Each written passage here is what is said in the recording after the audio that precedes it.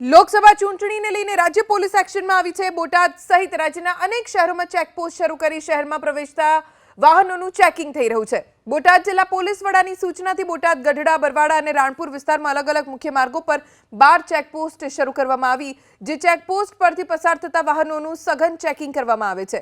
તપાસમાં કારમાં black film, દારૂ અને નાણાંની હેરાફેરી સાથે ગેરકાયદે પ્રવૃત્તિ પકડાય તો સ્થળ પર જ કડક કાર્યવાહી કરવામાં આવી રહી છે।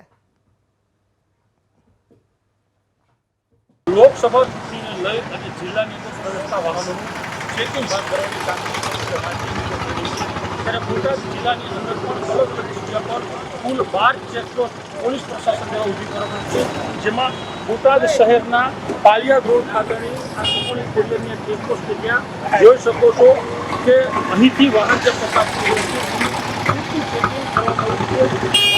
અંદર ગેરકાયદેસર રીતે